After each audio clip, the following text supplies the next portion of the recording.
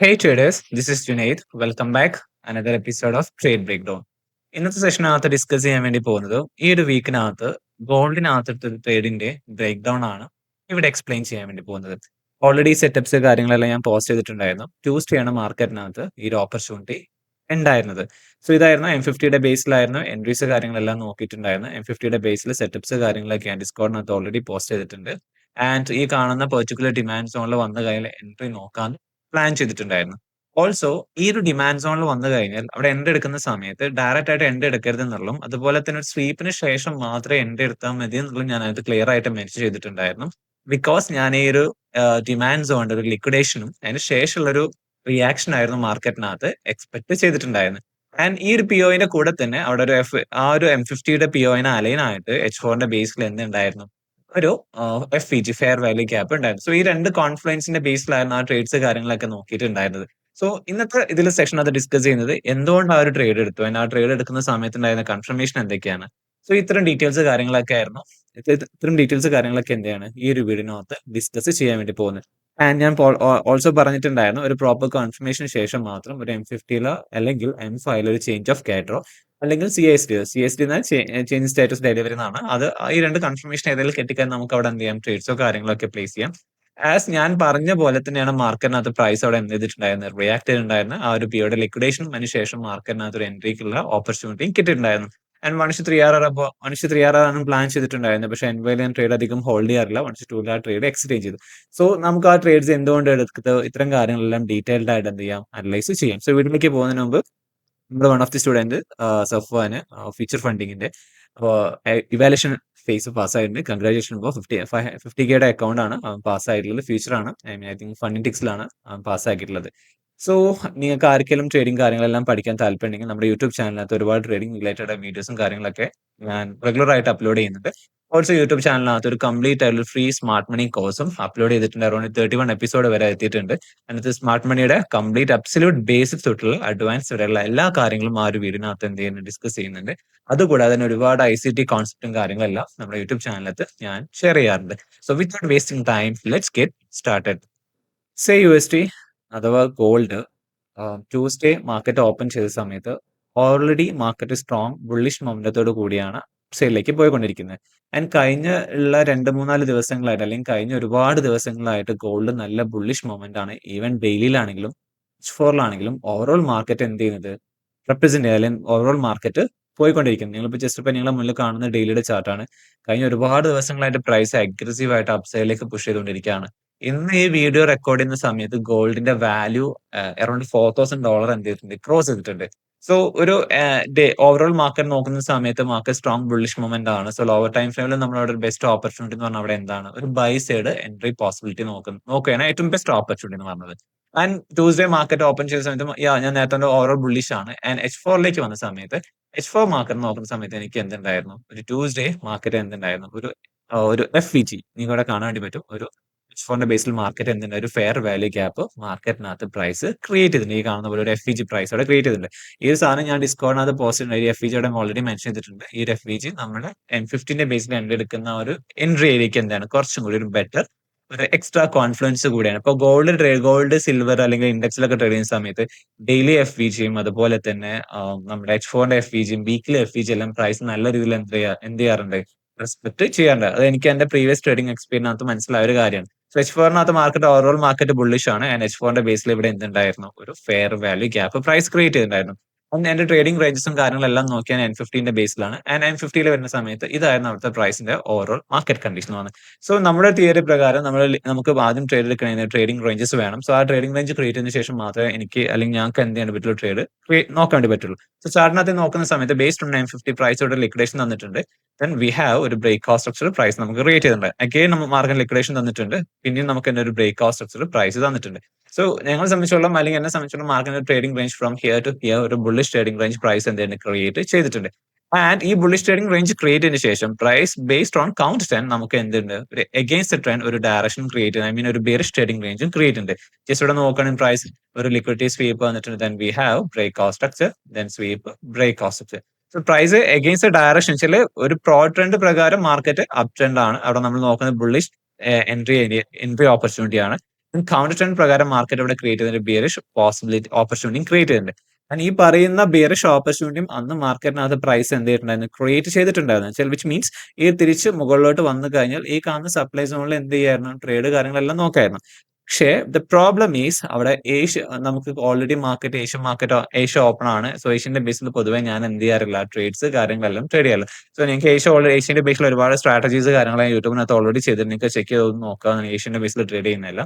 So current ഇവിടെ നിങ്ങൾ just വരുന്ന സമയത്ത് M5ന്റെ ബേസിൽ ഇവിടെ നല്ല കിഡിലൻ എൻട്രി ഓപ്പർച്യൂണിറ്റി ഉണ്ടായിരുന്നു. പ്രൈസ് ഒരു അക്യുമുലേഷൻ ഉണ്ടായിരുന്നു, ദെൻ മാനിപ്പുലേഷൻ, ഡിസ്ട്രിബ്യൂഷൻ, നമുക്കിവിടെ എൻട്രി ഉണ്ടായിരുന്നു. പക്ഷെ ആ ഒരു എൻട്രി അൺഫോർച്യുനേറ്റ്ലി എനിക്ക് എന്ത് ചെയ്യാൻ വേണ്ടി പറ്റിയില്ല, എടുക്കാനോ കാര്യങ്ങളോ ഒന്നും പറ്റിയില്ല. സോ നമുക്ക് നഷ്ടപ്പെട്ടു. പക്ഷെ എന്റെ നെക്സ്റ്റ് ഓപ്പർച്യൂണിറ്റി എന്ന് പറഞ്ഞാൽ ഈ കാണുന്ന ഡിമാൻഡ് സോണിൽ വന്നു കഴിഞ്ഞാൽ ഇവിടെ ഒരു മാനിപ്പുലേഷന് ശേഷം ഒരു കൺഫർമേഷൻ കിട്ടിക്കഴിഞ്ഞാൽ എനിക്ക് എന്ത് ചെയ്യാം, എൻട്രി നോക്കാം. ഇതായിരുന്നു എന്റെ എൻട്രി പ്ലാൻ എന്ന് പറഞ്ഞത്. ഇതേ സെയിം സെറ്റപ്പ് ആണ് ഇതേ കാര്യങ്ങൾ ഞാൻ ഡിസ്കോഡിനകത്ത് പറഞ്ഞ് ഡയറക്റ്റ് എൻട്രി നോക്കണ്ട. ഞാൻ ഇവിടെ ഒരു എക്സ്പെക്ടേഷൻ അല്ലെങ്കിൽ ലിക്വിഡേഷൻ എക്സ്പെക്ട് ചെയ്യുന്നുണ്ട്. അതിന് ശേഷമായിരിക്കും കൺഫർമേഷൻ കിട്ടുന്നത്. Then നമുക്ക് എന്ത് ചെയ്യാം, 50 ഓർ M5ന്റെ ബേസിൽ ചേഞ്ച് ഓഫ് കാറ്റ് കിട്ടിയിട്ട് എന്ത് ചെയ്യാം, ട്രേഡ്സ് എടുക്കാം. എന്റെ പ്ലാൻ പ്രകാരം ഞാൻ പ്രൈസ് എവിടേക്ക് വെയിറ്റ് ചെയ്തു, ഈ കാണുന്ന എന്റെ POയിലേക്ക് എത്താൻ വേണ്ടി വെയിറ്റ് ചെയ്തു. അപ്പൊ നമുക്ക് ജസ്റ്റ് ഞാൻ ഫാസ്റ്റ് ഫോർവേഡ് അടിക്കുന്നുണ്ട്. പ്രൈസ് എന്ത് ചെയ്തു, ഫൈനലി എവിടെ ടാപ്പ് ചെയ്തു, എന്റെ POയിലേക്ക് ടാപ്പ് ചെയ്തു. ഞാൻ പറഞ്ഞു ഓൾറെഡി ഈ ഒരു POയിൽ വന്നു കഴിഞ്ഞാൽ നിങ്ങൾ ഡയറക്റ്റ് ആയിട്ട് ഇവിടെ എന്ത് ചെയ്യരുത്, ഒരു ബൈങ് ഓർഡർ നിങ്ങൾ എന്ത് ചെയ്ത് പ്ലേസ് ചെയ്ത് ബൈ പ്ലേസ് ചെയ്യുന്ന സമയത്ത് മോസ്റ്റ്ലി നമ്മുടെ SL ഒരു ബ്രീത്തിങ് സ്പേസ് ഒക്കെ കൊടുത്ത് നമ്മൾ ടാർജറ്റ് ഇവിടെ വെക്കും, എക്സ്റ്റേണൽ റേഞ്ചിൽ കുട്ടി വെക്കും. പക്ഷെ നിങ്ങൾ ആ ഡയറക്റ്റ് എൻട്രി എടുത്ത് കഴിഞ്ഞാൽ അവിടെ SL എന്ത് ചെയ്യുന്നുണ്ട്, കറക്റ്റ് ആയിട്ട് അത് വന്നു ഹണ്ട് ചെയ്തു. ചില അവിടെ ലിക്വിഡേഷൻ ഞാൻ എക്സ്പെക്ട് ചെയ്തിട്ടുണ്ടായിരുന്നു. റീസൺ വേറെ പല കാരണങ്ങളും ഉണ്ട്. അത് ഞാൻ ഒരു പുതിയൊരു വീഡിയോ ചെയ്യുന്നുണ്ട്, സ്ട്രാറ്റജി ആയിട്ട് ഞാൻ ഒരു വീഡിയോ സപ്ലൈ ചെയ്യുന്നുണ്ട്. ഇവിടെ ഏഷ്യയുടെ ICTയുടെ ഡെയിലി ബയാസ് ഒക്കെ നോക്കിയിട്ടുള്ള ഒരു തിയറി ഞാൻ കൊണ്ടുവരുന്നുണ്ട്. ഓൾറെഡി ആ വീഡിയോ പ്രിപ്പയർ ചെയ്തുകൊണ്ടിരിക്കുകയാണ്. കുറച്ച് സമയം വേണ്ട ഈ വീഡിയോ വെച്ചാൽ എപ്പോഴും സ്ട്രാറ്റജീസ് എക്സ്പ്ലെയിൻ ചെയ്യുന്ന സമയത്ത് ഒത്തിരി സമയം അതിന് വേണ്ടി തന്നെ പിടിക്കുന്നുണ്ട്. ഓക്കെ, സോ ഫൈനലി പ്രൈസ് ആദ്യം എന്റെ ഇവിടെ ടാപ്പ് ചെയ്തു, എന്റെ ഒരു POയിൽ ടാപ്പ് ചെയ്തു. ഓക്കെ, വൺസ് എന്റെ POയിൽ ടാപ്പ് ചെയ്ത് കഴിഞ്ഞാൽ ഞാൻ അടുത്ത ലിക്വിഡേഷന് വേണ്ടി എക്സ്പെക്ട് ചെയ്തു. എനിക്ക് M15ന്റെ ബേസിൽ പ്രൈസ് ഇവിടെ ലിക്വിഡേഷൻ തന്നു. സോ എനിക്ക് ഇങ്ങനത്തെ സിനാരിയോ വന്നതിൽ എനിക്ക് M50 ഓ M5ന്റെ ബേസിൽ എന്ത് ചെയ്യാൻ കൺഫർമേഷൻ എടുക്കാം. ഞാൻ എടുത്ത കൺഫർമേഷൻ M5ന്റെ ബേസിലാണ്. സോ ഞാൻ ചാർട്ട് എന്തിലേക്ക് സ്വിച്ച് ചെയ്തു, M5ലേക്ക് സ്വിച്ച് ചെയ്തു. M5ന്റെ പ്രൈസ് ആക്ഷന് വേണ്ടി ഞാൻ വെയിറ്റ് ചെയ്തു. ഞാൻ ഒന്ന് ഫോർവേഡ് അടിക്കുന്നുണ്ട്. ആൻഡ് ഇപ്പോൾ പ്രൈസ് നിങ്ങൾ നോക്ക്, എന്റെ POയിൽ വന്ന് ടാപ്പ് ചെയ്തു. ഓക്കെ, ഇവിടെ എവിടെ എനിക്കൊരു ചേഞ്ച് ഓഫ് ക്യാരക്ടറോ അല്ലെങ്കിൽ മാർക്കറ്റ് ക്യാരക്ടർ ഷിഫ്റ്റോ കാര്യങ്ങളോ ഒന്നും തന്നിട്ടില്ല. പ്രൈസ് ജസ്റ്റ് പുഷ് ചെയ്ത് ദെൻ എക്സോസ്റ്റ് ചെയ്ത് വീണ്ടും പ്രൈസ് ആയിട്ട് പുഷ് ചെയ്തിട്ടുണ്ടെങ്കിൽ ഞാൻ വീണ്ടും വെയിറ്റ് ചെയ്ത് എനിക്ക് കൺഫർമേഷൻ ഒന്നും കിട്ടിയില്ല. സോ ഞാൻ കൺഫർമേഷന് വേണ്ടി വീണ്ടും വെയിറ്റ് ചെയ്തു. ആൻഡ് പ്രൈസ് ഇപ്പൊ എന്ത് ചെയ്തു, എന്റെ ഈ കാണുന്ന ലോ ജസ്റ്റ് എന്ത് ചെയ്തു, ലിക്വിഡേറ്റ് ചെയ്തു. നിങ്ങൾ ജസ്റ്റ് നോക്ക്, ഇവിടെ പ്രൈസ് എന്ത് ചെയ്തു, എനിക്ക് ലിക്വിഡേഷൻ സംഭവിച്ചല്ലേ. ഇവിടെ എനിക്ക് പ്രൈസ് 100 ലിക്വിഡേഷൻ സംഭവിച്ചു. ഓക്കെ, ജസ്റ്റ് കളർ ചേഞ്ച് ചെയ്യുന്നുണ്ട്. ഓക്കെ, പ്രൈസ് ലിക്വിഡേഷൻ സംഭവിച്ചു. ഇതിന് ശേഷം നിങ്ങൾ നോക്കുക, ഇവിടെ ഒരു ഹിഡൻ ബേസ് സ്ട്രക്ചർ ക്രിയേറ്റ് ചെയ്തിട്ടുണ്ട് അല്ലെ. ഈ ലിക്വിഡേഷൻ ശേഷം ഈ സിംഗിൾ ക്യാനിൽ പ്രീവിയസ് ക്യാനിലെ ഹൈ എന്ത് ചെയ്തിട്ടുണ്ട്, ലിക്വിഡേറ്റ് ചെയ്തിട്ടുണ്ട്. കാണാൻ പറ്റുന്നുണ്ടോ, പ്രീവിയസ് ക്യാനിലെ ഹൈ. അപ്പോൾ ഇങ്ങനത്തെ സ്ട്രക്ചർ ഞാൻ പ്രീവിയസ് ആയ വീഡിയോനകത്ത് പറഞ്ഞിട്ടുണ്ടായിരുന്നു. സപ്പോസ് ഒരു bearish candle, okay, and very next ക്യാനിൽ എന്ത് ചെയ്തു, മാർക്കറ്റിനകത്ത് ഓപ്പൺ ചെയ്തു.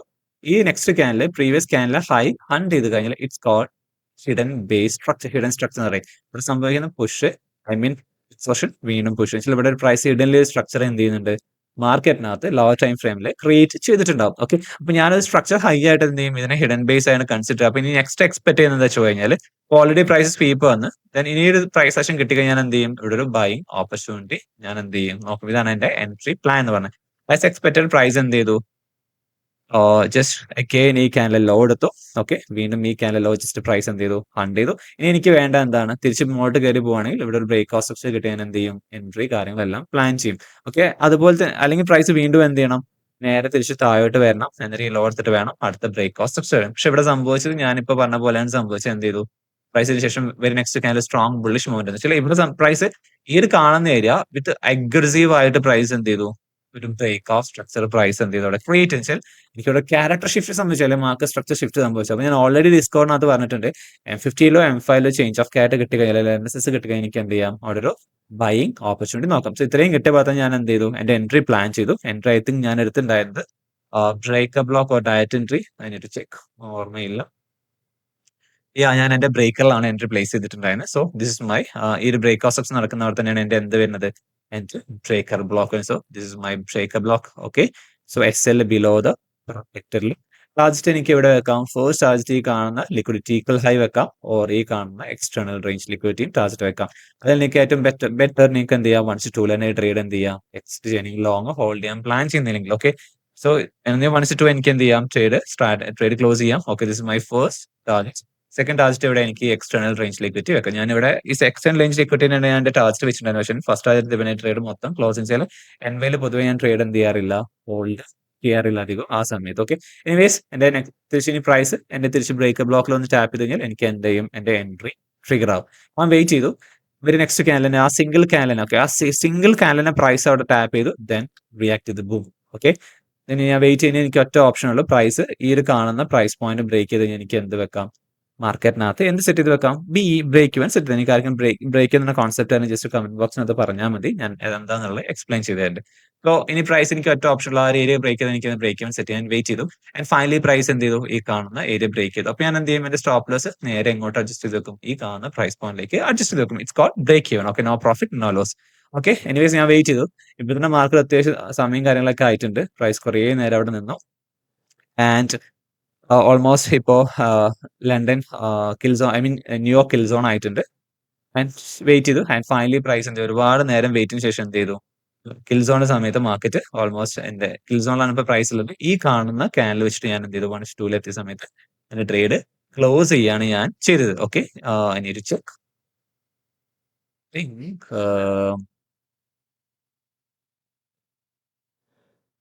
ആ ഒരു ക്യാനൽ വെച്ചിട്ട് ഞാൻ എന്റെ ട്രേഡ് അവിടെ വെച്ച് ക്ലോസ് ചെയ്തു. ഇറ്റ്സ് അറൌണ്ട് 1:2 അടുത്ത് ഞാൻ എന്ത് ചെയ്തു, ട്രേഡ്സ് കാര്യങ്ങളെല്ലാം ക്ലോസ് ചെയ്ത് മാർക്കറ്റിനകത്ത് എന്തായി എക്സിറ്റ് ചെയ്തു.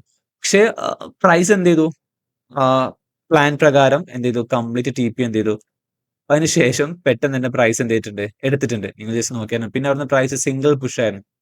സ്ട്രോങ് ആയിട്ട് പ്രൈസ് പുഷ് ചെയ്തിട്ട് എങ്ങോട്ട് പോയി, അപ്സൈഡിലേക്ക് പോയിട്ട് എന്റെ കംപ്ലീറ്റ് TPയും പ്രൈസ് എന്ത് ചെയ്തിട്ടുണ്ട്, കളക്ട് ചെയ്തിട്ടുണ്ട്. ഫൈനലി പ്രൈസ് എന്റെ ഫുൾ TP എന്ത് ചെയ്തിട്ടുണ്ട്, ഹിറ്റ് ചെയ്തിട്ടുണ്ട്. പക്ഷെ അത്രയും ഞാൻ വെയിറ്റ് ചെയ്തിട്ടൊന്നുമില്ല. 1:2 തന്നെ ട്രേഡ് ക്ലോസ്. ഇറ്റ്സ് എനഫ്, അത്യാവശ്യം കുഴപ്പമില്ലാതെ പ്രോഫിറ്റ് കാര്യങ്ങളെല്ലാം കയറിയിട്ടുണ്ട്. സോ ഇത്രയായിരുന്നു ഈ ഗോൾഡിനകത്തുള്ള ട്രേഡിന്റെ എക്സ്പ്ലനേഷൻ എന്ന് പറഞ്ഞാൽ. നിങ്ങൾക്ക് ഈ വീഡിയോനകത്ത് എന്തെങ്കിലും അല്ലെങ്കിൽ എക്സ്പ്ലെയിൻ ചെയ്യുന്നത് എന്തെങ്കിലും ഡൗട്ട്സോ കാര്യങ്ങളൊക്കെ ഉണ്ടെങ്കിൽ എനിക്ക് കമന്റ് ബോക്സിനകത്ത് ചോദിക്കാവുന്നതാണ്. ഓൾസോ ഇപ്പൊ നമ്മുടെ സ്റ്റുഡൻസ് ആണ്, നിങ്ങൾക്ക് അവിടെ ചോദിക്കാം, ഡിസ്കോഡ് കമ്മ്യൂണിറ്റി ആണ് ചോദിക്കാവുന്നത്.